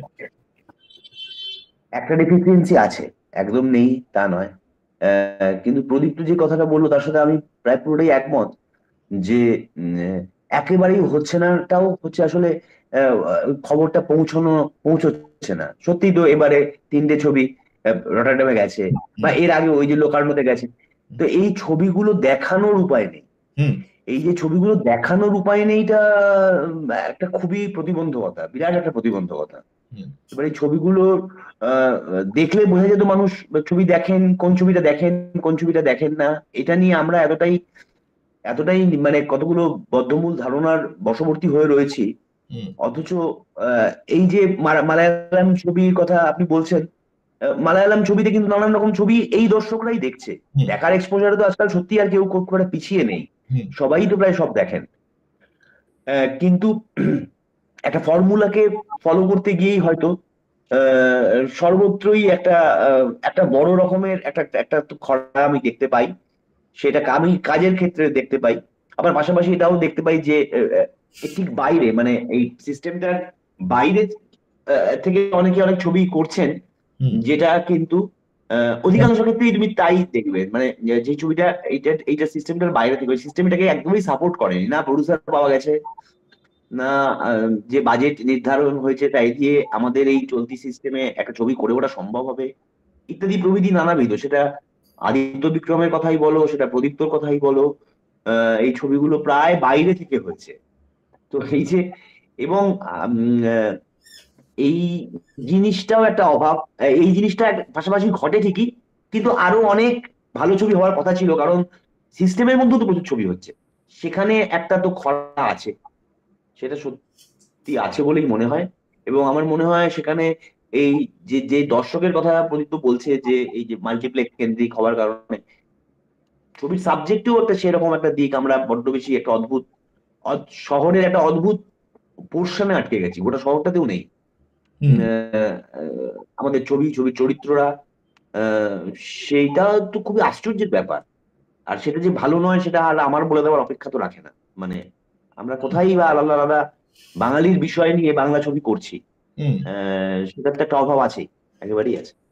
মানে গল্পগুলো বেশিরভাগই কলকাতা কেন্দ্রিক বা কলকাতার বাইরে বেরোনোর প্রবণতা আছে। একটা দক্ষিণ কলকাতা কেন্দ্রিক বা উত্তর কলকাতা হলেও এমন একটা চেনা গলি কেন্দ্রিক, যেটা আমরা অন্তত 80টা ছবিতে দেখেছি। হ্যাঁ, তো ফলে উত্তর কলকাতার ছবি বললেই আমাদের মাথায় আসলে একটাই ছবি আসে, কেন আসে? সেটাই অসফলতা আসলে এক প্রকার। এইভাবে তো আছেই, এই খামতিটা তো আছে, একেবারেই আছে। আচ্ছা অমিত, একটা বলে দিই, গ্রামের ছবি গ্রামে শুট করলেও লেন্সটা কলকাতার। হ্যাঁ, একটা এক্সোটিক পয়েন্ট অফ ভিউ, সেই একটা অসুবিধাজনক জায়গা, ফলত ওই রুটেড হচ্ছে না বলছি যেটা। হ্যাঁ, অমিত কে বলছি। হ্যাঁ, মানে ওই একই ব্যাপার। যদি ইয়ে করি যে যে এই ধারণাটা কেন জন্ম নিচ্ছে, বা আমাদেরই এটা কেন মনে হচ্ছে, বা বাইরে কেন মনে হচ্ছে লোকের যে বাংলা সিনেমা নিয়ে ঋত্বিক সত্যজিৎ মৃণালের পরে আর আলোচনা করার কিছু নেই বা ইন্টারেস্টিং কিছু নেই। এটা মানে এই বাঙালিদের তো, বাঙালি না সবারই একটু বেশ মোটামুটি সন্ধ্যাবেলা কাজকর্ম শেষ হয়ে গেলে তক্তপোষে একটু তামাক হুকে মানে করে আমাদের প্রাচীন অভ্যেস আছে যে একটু ঋতগৌরব পুনরুদ্ধারের কথা বলা। এখানে এই মুহূর্তে যে কটা ইনসিডেন্ট পাওয়া যাচ্ছে বা যে ইন্ডিভিজুয়ালস গুলোকে পাওয়া যাচ্ছে, বেশ বসে আছি, একটু কথাবার্তা বলি, সময় টাইম পাস হয়ে গেল। মানে এগুলো খুবই জরুরি। কেননা পিছনে কি হয়েছে, পিছনের দিকে তাকিয়ে এগোনোটা খুব জরুরি। আর এই পিছনের দিকে তাকিয়ে এগোনোর যখনই প্রশ্ন আসে, হুম তখনই বিষয়গুলো অন্যরকম হয়ে যায়। হুম তো তখনই সেগুলো চোখে পড়ার মতো বিষয়। মানে এই সেইটা একটা পয়েন্ট আরকি যে, আর তারপর বাকি তো প্রদীপ্ত ঋত্বিক বলল যে, একটা সিনেমা বানানো হলো, সেটা যদি দেখতেই না পায়, হুম তাহলে আর মানে কি করে লোকে বুঝতে পারবে যে ভালো, মানে সে রিজেক্ট তো করতে পারবে না। দেখতে না পেলে তো রিজেক্টও করবে না wholeheartedly। হুম সেটা তো দেখতে পেতে হবে রিজেক্ট করার জন্য বা গ্রহণ করার জন্য।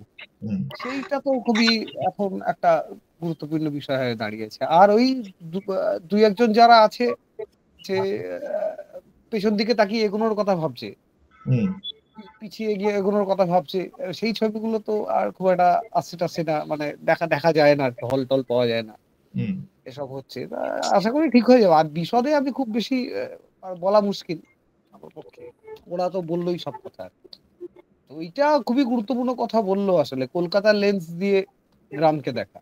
মানে হুম আমি রিসেন্ট এটা বলতে ইচ্ছা করছে যে আমি রিসেন্ট শান্তিপুর, তেহট্ট, চাকদায় অনেকগুলো মফস্বল নাটক দেখতে গেলাম। তো সেখানে তেহট্টর একটি নাটক, তারপরে বগুলার নাটক দেখলাম, অনেকগুলো নাটক দেখলাম। এবারে আহ, খুব ইন্টারেস্টিং লেগেছে আমার, ধাক্কা দিয়েছে। খুবই সাধারণ একটা প্রোডাকশন, প্রচার নাট্য, আমি লিখেওছি ওটা। সেটা হচ্ছে যে ওই যে প্রচার নাট্য, আমাদের কলকাতায় যখন প্রচার নাট্য হয়, প্রচার নাট্য মানেই না কিরকম একটা ব্যাপার, ওটা যে আসলে একটা অত স্ট্রং কমিউনিকেশন, মানে প্রচার করা হচ্ছে, হুম এই সিরিয়াসনেসটা থাকে না। হুম এবারে আমি ওইখানে গিয়ে দেখলাম যে কলকাতায় যে স্পিড দেখে আমরা অভ্যস্ত, ওইখানে নেই। মানে আমি প্রথম নাটকটা দেখতে বসে আমার প্রথম 10 মিনিট কি হচ্ছে, এটা স্লো কেন? তারপর যখন বসে গেলাম, তখন কিন্তু আমি তেহট্টর লোকেরা একটা থিয়েটার বানিয়েছে, একটা থিয়েটার দেখছি, এবং ওখানকার লোক, ডিরেক্টর ওখানকার, লেখা ওখানে হয়েছে, ক্যারেক্টার গুলো ওখানে, গল্প ওখানে, সেইটা কিন্তু বুঝতে পারা যাচ্ছে আসলে। এই এখন যেটা চল হয়েছে, মানে কলকাতার হিট পরিচালকদের গ্রামে নিয়ে গিয়ে নাটক বানানো, সেই নাটকগুলো দেখতে কলকাতার মতনই লাগছে।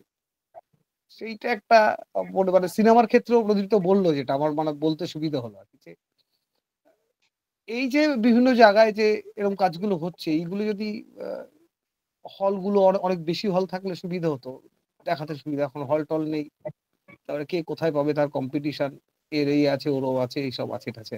মানে বাকি তো বললোই সবাই আর কি। এইগুলো একটু খেয়াল রাখলে হয়তো আরো ভালো হবে। না মানে হিসেবেও আমার মানে আহ, গল্প হিসেবেও বা বাঙালি হিসেবে আমার মনে হয় যে সবকিছুই যে বাঙালি শুধু কলকাতাতেই আছে বা পশ্চিমবঙ্গেই আছে, তার বাইরে যে কত ধরনের গল্প থাকতে পারে। কেরলার ছবি দেখলে মালায়ালামের মোটামুটি আমরা কেরলার একটা ল্যান্ডস্কেপের একটা পেয়ে গেছি এখন দেখতে দেখতে, যে এত ধরনের একটা ডাইভার্সিটি, এই ওই একই কালচারের মধ্যে একটা ডাইভার্সিটি, সেটা যে আমাদের মধ্যেও আছে। আর বিভিন্ন ধরনের বিভিন্ন ডায়ালেক্ট সেই বাংলার মধ্যেই কত ধরনের ভেরিয়েশন থাকতে পারে, সেটাই মানে হ্যাঁ, মানে জিনিসটা রিফ্লেক্ট হয় না আর কি।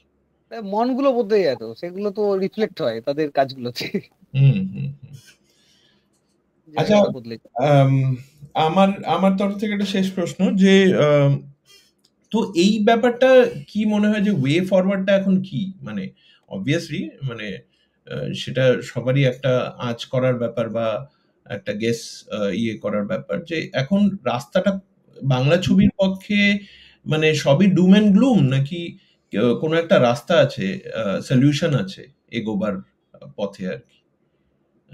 তিনজনকেই করা প্রশ্নটা, প্রদীপ্ত। আমি সলিউশন খুঁজছি না। মানে আমি অনেকদিন ধরেই বুঝতে পেরেছি যে আমাদেরকে আমার মতো করেই করে যেতে হবে ফলত, এবং আমি আমার মতো সেট আপ করে ফেলেছি, যাতে বাংলা, আমি বাংলা ভাষাতেই ফিল্ম বানাবো, কারণ সেটাকে বাংলা ছবির মধ্যে দেওয়া যাবে না বা ইন্ডাস্ট্রির মধ্যে বা ওটার মধ্যে সেটা, কারণ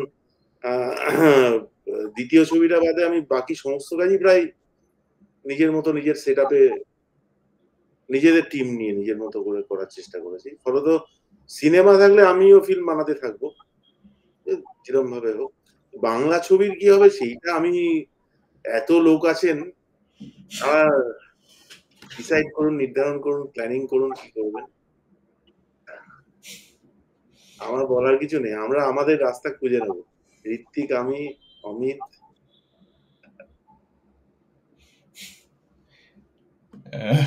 ঋত্বিক? হ্যাঁ, সত্যি পথ বলা খুব মুশকিল, এর পথ কি।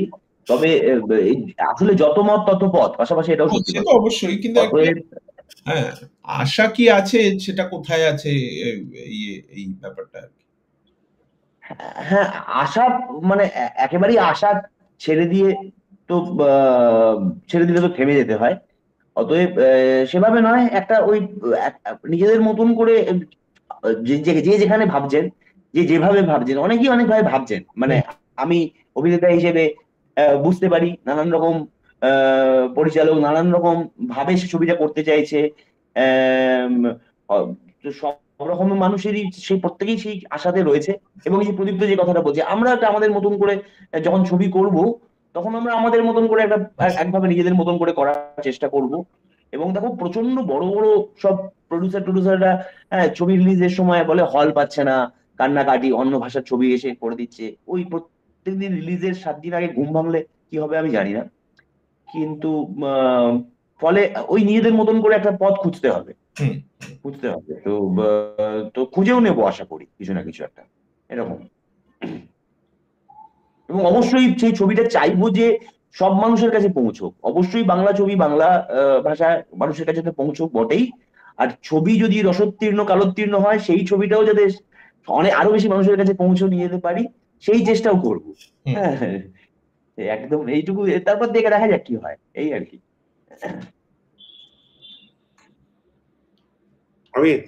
মানে ঋত্বিককে জাস্ট এই প্রশ্নটির সূত্র ধরে যে মানে প্রডিউসার হিসেবে যখন আসছো, তখন মানে কিছু প্ল্যান কি করেছো, না জাস্ট এটা ভালো লেগেছে তো নজরের বেলা আমি কো প্রডিউস করলাম ইত্যাদি ইত্যাদি, বা কিছু প্ল্যান আমরা আছে? আসলে আমরা প্রদীপ্ত, আমাদের এটাই কোম্পানিটা আমাদের দুজনের কোম্পানিটার নাম 180 ডিগ্রি। এখন আমরা এর আগে যেমন ওয়েব সিরিজ করেছি, বিরোহীর কথা, সেটা ইউটিউবে করেছি, এবং ছবি করেছি, এবং আরো নানান রকম, মানে এত বছর একসঙ্গে থাকার ফলে অনেক কিছুই আছে যেগুলো এমনি আমাদের রোজের রেগুলার জীবনে হয়তো আমরা সেটা করতে পারতাম না। মানে শুধু প্রডিউসার হওয়া নয়, মানে আমরা ইউটিউবে ঝালাগান পালাগান বলে একটা শো করেছিলাম, সেই শোটাও করে উঠতে পারতাম না আসলে প্রডিউসার না হলে।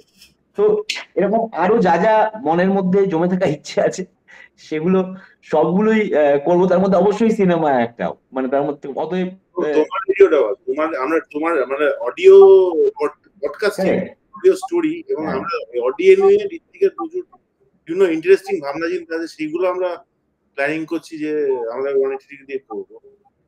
মানে আমরা পডকাস্টও আসলে অনেক কিছু করা যা হয় না, যেগুলো আমরা হয়তো ও এডিট করেছে, পরিচালনা করেছে, আমি অভিনয় করে গেছি। তো আরো অনেক কিছু কমন করার ইচ্ছে আছে, অনেক কিছু সেগুলো সবগুলোই, মানে সেগুলো সব ট্রাই করবো।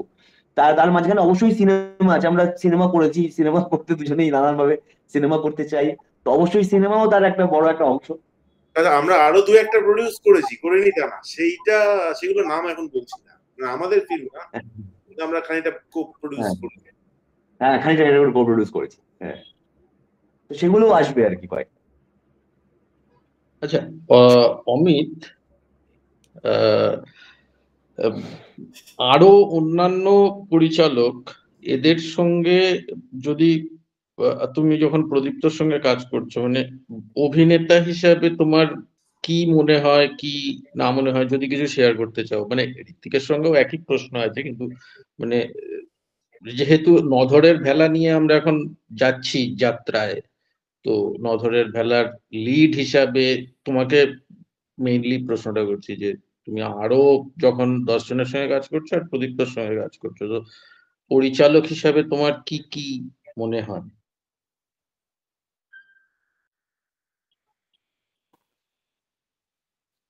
মানে প্রদীপ্তর সাথে স্পেশালি কাজ করতে যাওয়ার মজা হচ্ছে প্রদীপ তো ফিল্ম বানায় এবং ভালো ফিল্ম বানায় নাকি লোকজন বলে।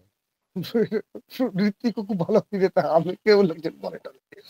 এইখানটা না মানে ওইটা আর কাজ করে না আসলে, মানে আর তারপরে পেশার কিছু সমস্যা আছে, পেশার কিছু ঝঞ্ঝাট আছে, মানে পেশা হয়ে সেইটা এখানে কাজ করে না। সেটা মানে ও মনে হলো যে এ, তাহলে ওকে বলে দেখা যাক, ওকে আর কিছু একটা বুঝেছে, আমিও কিছু একটা বুঝেছি, আমরা এবং ঋত্বিক এরকম আরো অনেক অভিনেতা, এবং বিশেষ করে আমার যেটা মানে খুবই আমি এটা বুঝতে পারতাম না আগে যে একটা সিনেমা মানে একটা সিনেমা বানাতে গেলে প্রোডাকশনের গুরুত্ব কতটা। একটা প্রোডাকশন টিম, এবং প্রোডাকশন টিম মানে শুধুই মাত্র কোনো যে এর সেট করে দেয়া মেথড, ওর সেট করে দেয়া মেথড, এরকমটা না। প্রোডাকশনটা আমি কি বানাতে চাইছি এবং সেখানে মানুষগুলো কারা এবং তাদের সম্পর্কে একটা সবারই জানাশোনা আছে, একটা বেসিক জানাশোনা আছে। সেইখানে সবাই কিন্তু ওই মিলিত হওয়ার প্রবণতা নিয়ে আর চলো দেখা যাক, এইটা খুবই গুরুত্বপূর্ণ বিষয় আমার কাছে আসলে। মানে এইটা খুবই জরুরি বিষয় আমার কাছে আসলে। মানে সবাই মানে এটা হলে খুব ভালো লাগে। মানে এটা হলে তখন আর ওসব ব্যাপার মাথায় থাকে না যে আমি অ্যাক্টর বা আমি এটা পারি, ওটা পারি, সেটা পারি। বা এইখানটায় গিয়ে তখন ওই ক্রাইসিসটাও তৈরি হয় যে এতটা যখন কেউ ভরসা করে, সেটা প্রেশার নয়, তার একটা রেসপন্সিবিলিটি থাকে।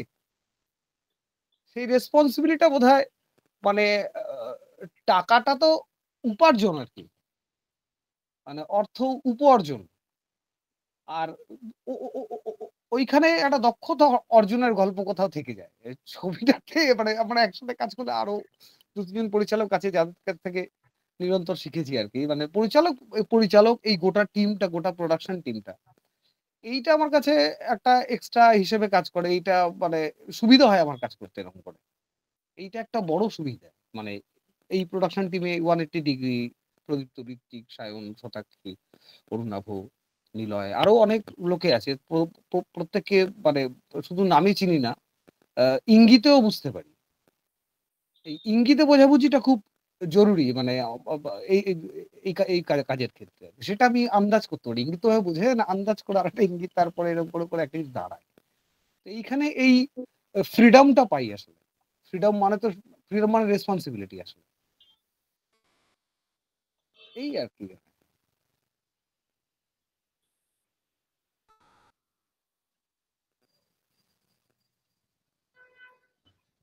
প্রদীপ্ত, তোমার সিনেমায় একটা খুব মানে আমার একটা আমার নিজের যেটা মানে আমি একটা প্রদীপ্তর একটা সিনেমা আসছে, আমি দুর্দান্ত গান কিছু শুনতে পাবো। এটা মানে বর্তমান বাংলার কমার্শিয়াল প্যারালাল অমুক তমুক ইরেসপেক্টিভ, আমি একদম আরো অন্য ধরনের সিনেমা, কোট আন কোট, বাংলাতে তো সবাই অন্য রকম জড় বানায়, সবকিছুতেই অন্য রকম থাকে।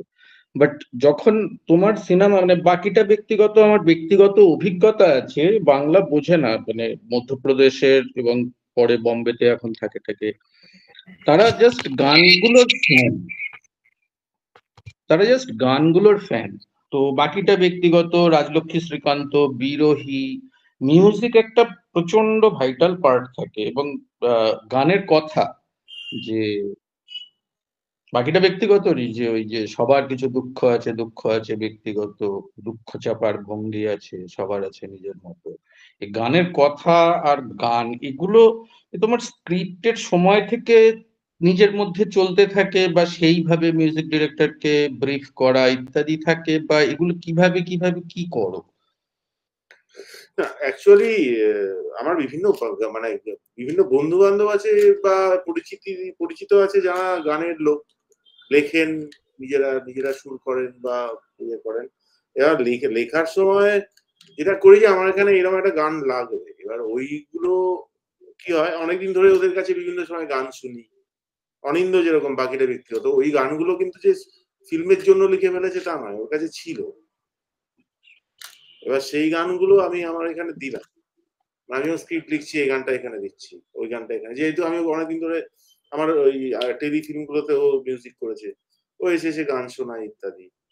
রাজলক্ষ্মীতে যেরকম অনির্বাণের কয়েকটা গান নিয়েছি বা ফোক গান নিয়েছি, সেগুলো আগে থেকে যে ফিল্মটার জন্য ওরা কিন্তু নিজেরা ইন্ডিপেন্ডেন্টলি নিজেদের গান, মানে আমার ছবির জন্য তৈরি করেছে তা না। এখন সার্থকী করছে, সার্থকী অনেক ক্ষেত্রে এই ছবিগুলোর জন্য গান লিখছে, এবং কিছু ফোক গান তো থাকছেই, তার সঙ্গে কিছু গান নিজে লিখছে, সেটা স্ক্রিপ্ট থেকে। অ্যাকচুয়ালি গান মোটামুটি আমার স্ক্রিপ্টে ডিসাইডেড হয়ে যায় বেশিটা, যে কি কি গান যাবে, কেমন ভাবে যাবে, কিরম আঙ্গিকে যাবে। হ্যাঁ, তো এটা অনেকটাই। আর এখন সার্থকী যেহেতু ও স্ক্রিপ্ট পাঠিয়ে দিলে বিভিন্ন অনেক কিছু আমাকে বলতে থাকে, এটা ওটা সেটা এই ওই অনেক কিছু মানে এক ঝুড়ি পাঠিয়ে দেবে। এবার তুমি ডিসাইড করো কোনটা নেবে কোনটা নেবে না আর কি। এবং প্রতিদিনই গান বানাতে থাকে। তো এবার মাঝে মধ্যে ইয়ে হয়ে যায় যে মনে হয় কি রে আর দিস না, পাগলের মতো। তো সেইটা সিরিজে যেরকম সেটা সুবিধে, যেখানে যখন ইচ্ছে, মানে একটা গান আবার এডিট হয়ে গেছে তারপরে দিয়েছিল, সেটাই জুড়ে দিয়েছি। ফিল্মে তো ওটা সম্ভব না, ফলে ফিল্মে কিছু থাকে, লিপে থাকে বা আগে থেকে প্ল্যানিং করা থাকে। তো এইবারে এই ছবিতে তো প্রত্যেক ছবিতে আগে গানগুলো আমার হয়ে থাকে, প্লেব্যাক না হলে। আগে রাজলক্ষ্মীতে ছিল ঋত্বিকের প্লেব্যাক ছিল, এবারেও দু একটা প্লেব্যাক আছে, দুটো প্লেব্যাক আছে, কিন্তু ব্যাকগ্রাউন্ড গুলো আগে থেকে রেডি থাকে মোটামুটি, ব্যাকগ্রাউন্ড গানগুলো। আর আমি গানগুলোকে ব্যাকগ্রাউন্ড মিউজিক আলাদা করে যা করি, তাতে গানগুলোকে ব্যাকগ্রাউন্ড মিউজিক হিসেবে ব্যবহার করি। বিরোহিত সেটাও হয়েছে, গানই ব্যাকগ্রাউন্ড। হ্যাঁ, এবং ওটাকে ব্যাকগ্রাউন্ড মিউজিক না বলে ফোরগ্রাউন্ড মিউজিক বলা যায়। মানে একটা জিনিস মানে মনে পড়লো আর কি, সেটা হচ্ছে যে আমি এই ছবিটা তো দেখেছি, মানে ওই যখন সাউন্ড হচ্ছিল 5বার কেটে দেখেছি ছবিটা। এবারে ওইটাতে একটা মজা লেগেছে, যেটা আমার মানে আগে কখনো হয়নি। সেটা হচ্ছে যে জেনারেলি মানে যখন সিনেমা দেখতে নিজে অভিনয় করলে টার্গেটই থাকে একটু নিজের দিকে বেশিক্ষণ তাকিয়ে থাকা, অন্যগুলো ব্লার। এবারে এবারে এইটি টার্গেটটা থাকে। এবারে আর বিশেষ করে এই চরিত্রটার ক্ষেত্রে এইটা তো টার্গেট নিয়ে বসেছিলাম, একদম পুরো কাকাতুয়ার মতো একদম ফুলিয়ে টুলিয়ে আচ্ছা দেখতে হবে কি হলো না হলো। আমি কিন্তু আমার নিজের অভিনয় দেখছি, খুব ভালো লাগা সবই ধরা পড়ছে, আমি কিন্তু নিজের অভিনয়ে মত্ত থাকতে পারছি না। এটা হয়েছে, সেটা হচ্ছে এত স্ক্রিপ্ট যখন পড়েছিলাম, তারপর ছবি দেখছি যে স্ক্রিপ্টের মতো ছবিটা, মানে এরকম হয়েছে আর কি। ছবিটা পুরো এই যে এতগুলো ব্যাপার আছে, যে পেছনে এরকম এত মানে গুচ্ছের ঘটনা এবং গুচ্ছের জিনিস হয়ে চলেছে, এটা স্ক্রিপ্টে টের পাইনি। সিনেমাটা দেখতে বসে আমার কিন্তু ওই নিজেকে দেখার পরেও মন মূলত ওই দিকটাতে চলে যাচ্ছে, কি হচ্ছে দেখি, কি হচ্ছে দেখি, ওখানটা কি হচ্ছে দেখি। এইটা আমার মানে হয়েছে মানে এই ছবিটা দেখতে কি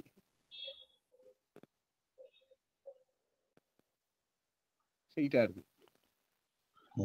আর ঋত্বিক অপরাজিতা আমার এই পুরোটা 2000 বাগে মানে পিঙ্কি আই লাভ ইউ থেকে অ্যাকচুয়ালি তখন 2007, আর 25-এ এসে নদরের বেলা, পুরো জার্নিটাই একটা অপূর্ব। মানে সিনেমাতে কিভাবে এক একটা ক্যারেক্টার এক এক রকম। আচ্ছা, তোমার মানে এই যে গানগুলো তো স্ক্রিপ্ট যখন করছো তখন ডিসাইড করছো, তোমার যখন মানে এটা ঋত্বিক আর অমিতের জন্য প্রশ্নটা, যে তোমার মানে প্রসেসটা কিরকম, যে মানে স্ক্রিপ্টে যা আছে অ্যাজ ইট ইজ সেটাই করতে হবে, না অনেক সময় ইম্প্রোভাইজ করার ইয়ে পায় মানুষ, বা না আমি এটাই চাইছি তো এটাই হবে, এই মানে কি ধরনের ইয়েটা থাকে তোমার, বা অভিনেতা হিসেবে ঋত্বিক আর অমিত কি অনুভব করেছে? আমি আমি খুব বেশি যে এইটা 4 পা এগিয়ে গিয়ে ডান পা 5 পা ডান দিকে গিয়ে বাঁ দিকে তাকাও, অতটা করি না। মানে যারা একেবারেই নন অ্যাক্টর তাদের সঙ্গে করতে হয় কখনো কখনো, কিন্তু এমনি কখনো, কারণ ঋত্বিককে আমি জানি, অমিতকে মানে যারা, আমি তো জানি যে কি করবে এবং কি করতে পারে, এবং আমি বলে দিলে বরঞ্চ একটু বেশি হয়ে যায়, টুকটাক টুকটাক করলে আশ্চর্য সব করতে থাকবে, তো তাদেরকে আমি ছাড়ি। মানে আমি ওই পুরো ছাড়ি বলতে কি ছাড়া নয়, মানে আমরা মিউচুয়ালি যেহেতু পিওর কোলাবোরেশন হয়, মানে ওরাও ক্রিয়েট করে আমিও করতে থাকি এরকম। এবং মানে ওর আশ্চর্য সব রিয়াকশন দেবে, যেগুলো আমার কাজ হচ্ছে তুমি এটাকে ঠিক করে তোলো।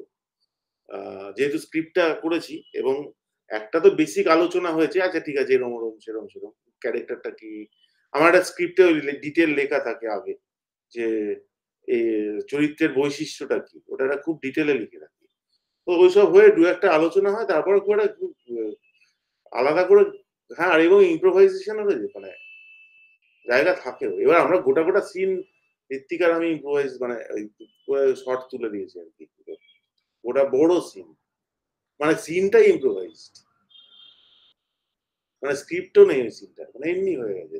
এরকম 4-5খানা টোটাল সিন আছে, আরো দু এক হিসাবে।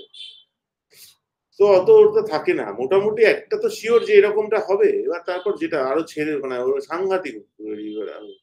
আর ঋত্বিককে তো তোমরা জানোই, অমিত মানে ওরকম আলাদা করে আমি যদি করি, সেটা যে যে ডিরেক্টর যেরকম কাজ করেন করতেই পারেন, সেটা আমার কোনো ইয়ে নেই, কিন্তু ওদেরকে ছেড়ে দিলে, কারণ আমি বাংলা ছবিতে ফিজিক্যাল অ্যাক্টিং এর জায়গাটা খুব কম আমি দেখেছি, মানে সেটার ব্যাপার ঋত্বিকের প্রচন্ড ওইটা আছে, সেইটা শুধু ফেসিয়াল খুব রিয়াকশন করলো, ডায়ালগ বললো, এ করলো, তার সঙ্গে ফিজিক্যালিটি যেটা দরকার পুরো ধরো অনেকটা স্পেস নিয়ে এ হচ্ছে, ওই ওইগুলো একটা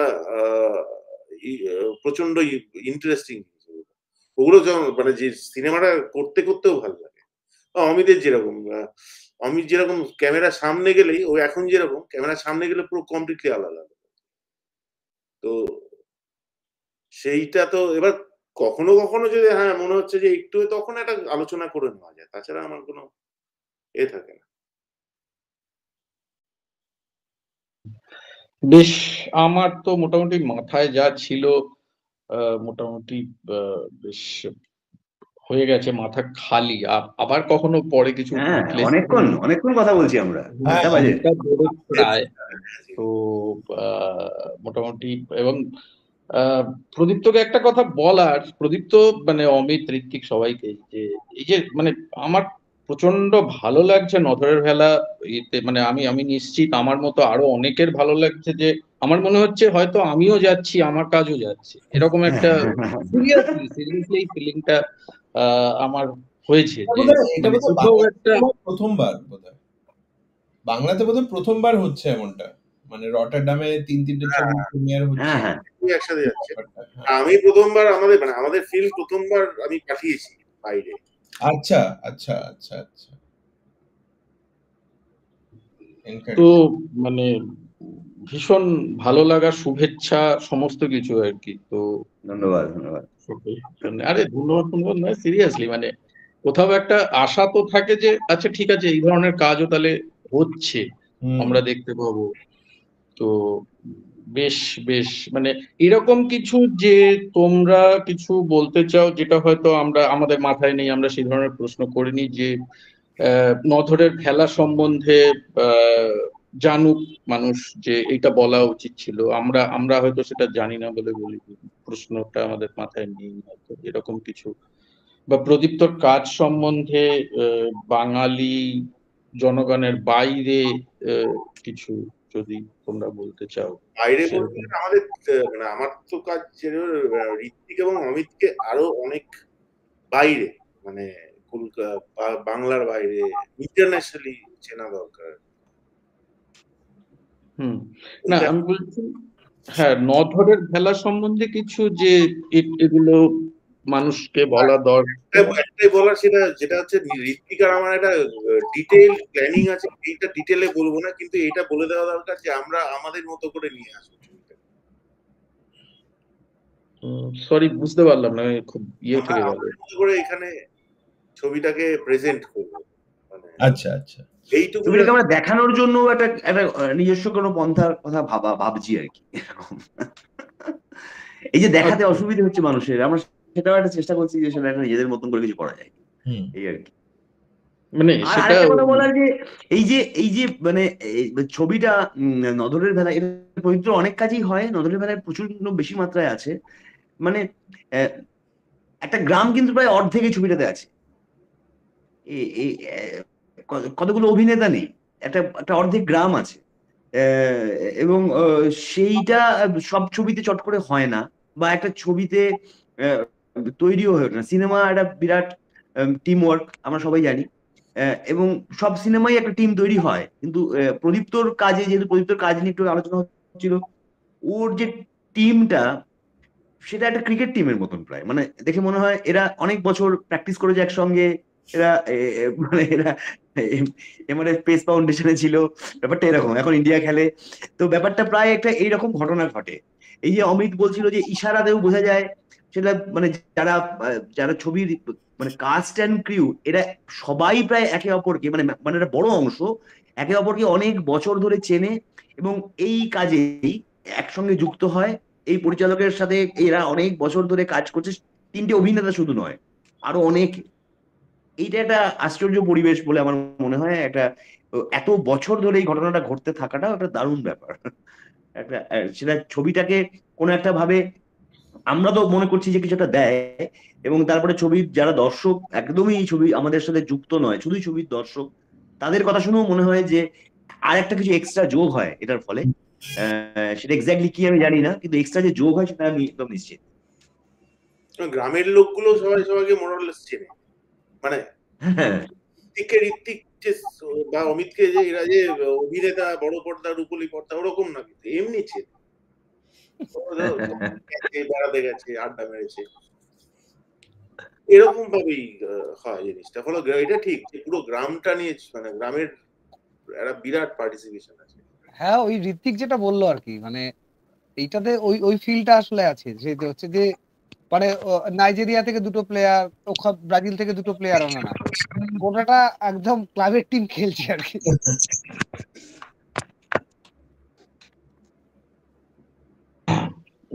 বেশ। অম্বরীশ, কিছু আর বক্তব্য? না, আর অনেক সময় আমরা নিয়ে নিয়েছি। আমার এইটুকুই যে কংগ্রাচুলেশনস, অল দ্য বেস্ট। উদয়নদা যেমন ভাবে বললো, আমরা সবাই খুব খুশি। বিভিন্ন জায়গায় আমরা শেয়ার টেয়ারও করছি। এবার এই আর্টিকেলটাও আসবে। শুধু একটাই যে আমাদের ট্রান্সক্রাইব করতে, লিখতে একটু কটা দিন সময় লাগবে। এই নেক্সট 2-3 দিনে যদি কিছু পয়েন্ট মনে হয় বা বলার কিছু একটা বলা উচিত বা অ্যাড করা উচিত, জাস্ট উদয়নদাকে একটা মেসেজ করে দিলে বা মেল করে দিলে হয়ে যাবে। আমরা ইনকর্পোরেট করে নেবো ব্যাপারটা। ঠিক আছে। সকলকে বিশাল ভালোবাসা। তোর একটা সমুদ্র যাত্রা হচ্ছে, খুব ভালো। ওখানে বিভিন্ন আপডেট রেগুলার পেতে পারি। ওখানে গিয়ে সোশ্যাল মিডিয়াতে পোস্ট দেবে তো না? হ্যাঁ, ওখানের আপডেট এগুলো। ঠিক আছে, বেশ বেশ বেশ ভালো লাগলো, খুব ভালো লাগলো। অনেকক্ষণ কথা হলো। হ্যাঁ, ভালো কথা হয়েছে। সময় দিলে খুব আনন্দ। চলো গুড নাইট। চলো, bye, good night, thank you, good night, thank you.